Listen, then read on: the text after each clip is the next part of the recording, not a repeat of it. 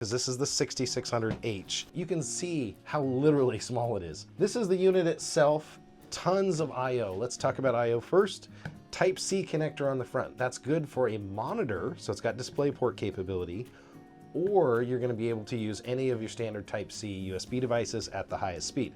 Super speed USB, so you got your USB 3s right there. You do have a ton of ventilation. If you look at a lot of the other cheap plastic mini PCs, it's made out of metal and it's letting a ton of air in. You got a complementary one on the other side, and then you have a full air channel all the way around the outside. So this thing is 6 core, 12 threads of AMD power, and it has tons of airflow, so it can get the air in, get the air out. That's a really cool thing about it. Let's take a look at the back I/O now, because we got even more. 2.5 gig LAN ports here. So 2.5 gig Ethernet, Wi-Fi, Bluetooth built in, HDMI output for your TV and display, a DisplayPort port already, so no adapters. You can pretty much plug this thing into anything. Another USB and another USB 2.0 in the back. If I had a small nitpicky complaint, if I could get 12 USB ports, it would be amazing. And so in a small business environment, if you go with a wireless keyboard mouse, you're usually a little bit better off. But I've seen this where, you know, people have a signature pad, then they have a card swiper, and then they're gonna have their keyboard and mouse, and then they're gonna have their label printer or something else, and they're gonna use up those USB ports. But if you can get away with it, you know, you can get a USB hub or splitter or whatever. So that's one limitation on this, is just the number of USB-A ports versus the Type-C ports. But I/O incredibly fast on this thing. Kensington lock port here in the back, so you can lock this thing up if you need to, which is really cool. As far as what do you get in the box, I'm gonna go ahead and pull one of these boxes from GMKtec. Now, the one for the larger mini PC and the smaller one are identical, and the accessories are identical. The mini PC is normally right here. You're gonna get all of your software licenses, manuals, and other stuff right in here. So that's well protected. Inside these two, you're gonna have your AC adapter. Now, I've already got the AC adapter out, plugged in, ready to go. So we're gonna ignore that one. That one's empty right now. Inside of here, they have two other things. They have an HDMI cord, and this is about 4 feet, not very large, but just enough to get to your monitor. They have this really interesting set of screws and this monitor mount. So this mounts on the back of your monitor. They take these screws, and the larger screws go into your monitor. The smaller screws go right here. And you can mount this to your monitor this way. So you put those little tiny screws in there. So the little tiny silver holes gold holes that you see, you put this adapter there, you mount this to the back of the monitor, probably one of the cleanest PC installations you're gonna get.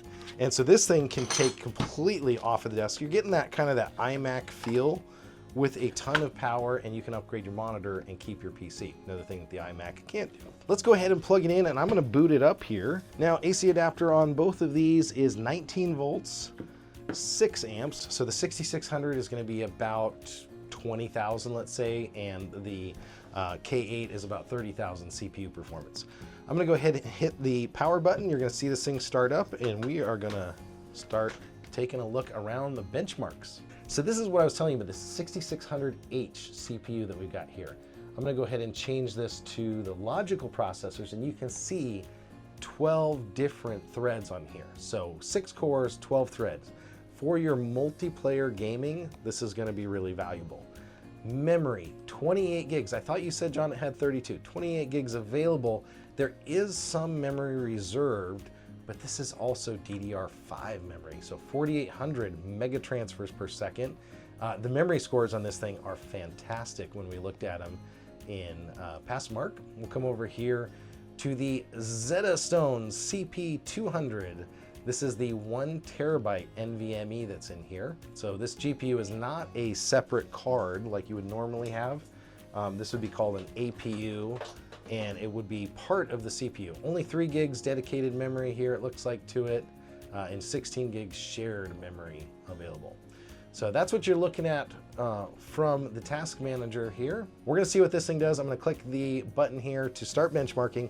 Now it's gonna be reading as fast as it can in a continuous stream. And over 3000 is good. That's a good performing NVMe. And this thing's at 35 already. So 35, 37 is the first number coming in. I've almost never seen writes exceed the reads. So the 6600, I just got to write down some of our benchmarks. The best read speed was 3543. The write speed, which is a lot harder on the computer because it has to flip those bits and keep them permanently. Right now it's coming in at 3153. This thing has a maximum with the power brick of 120 watts. It uses a fraction of that. I'm gonna write down the fastest write, fastest read of 3158. Overall, test is complete. We're over 3000 megabytes per second. So for an off-brand NVMe, that's really good numbers. That's what I would expect even for like a Samsung Evo SSD, the Gen 3x4s. So not a bad test run there. Let's do a little bump out here. We're gonna go back to my tools and I'm gonna install the Heaven benchmark. If I can hit 60 frames per second in Heaven overall, I'm gonna be happy. So this is using that Radeon 680M, which I think is probably like a GTX 1050. It's pretty limited in what its graphic capability is. For office stuff, it's gonna be just fine. But we're gonna go ahead and start the Heaven benchmark here. So far, it's spinning around. I can't tell because the number's in the corner what it's getting already. Looks like 38, maybe 36. So again, this is on 1080, probably medium settings. I'm gonna go ahead and run this. We'll get this benchmark started here. And this is the kind of experience you're looking at. So if you've got kids, maybe you bump them down to 720, 1280 by 720, they wouldn't know. Maybe you can change the quality, but so you're hitting right around 40 FPS, I'm guessing 37. We'll see what it comes in at the end. That'll be pretty interesting to see. This is 40 FPS and man, it looks good. For flight simulators, 30 FPS is kind of our low here. Are you gonna play first-person shooters on this?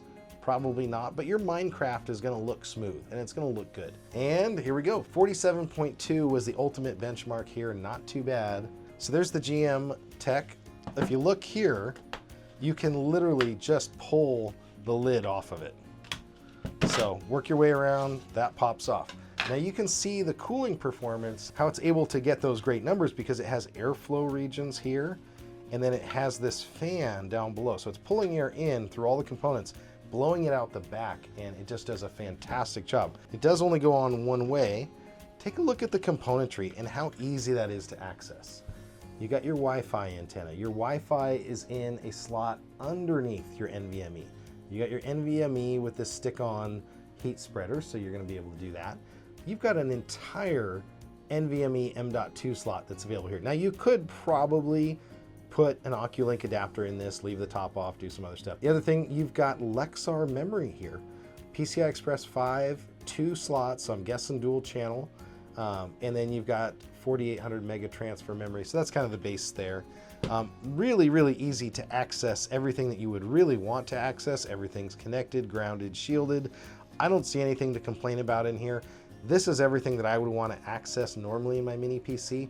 The one thing that it doesn't have in here is a power supply. So the Apple ones do have a power supply, so they came up with that inside theirs. So they do have a little bit more heat that's inside their mini PC with the Apple M4. But again, this has an external power brick, which in your situation might actually be better. I'm gonna go ahead and put this on. So it snaps back on, and there we go. We've put our mini PC back together. We could have upgraded the components, done whatever we wanted. That is the M6, the 6600H. Excellent value. I can see this working in so many use cases. I love the idea of something like this.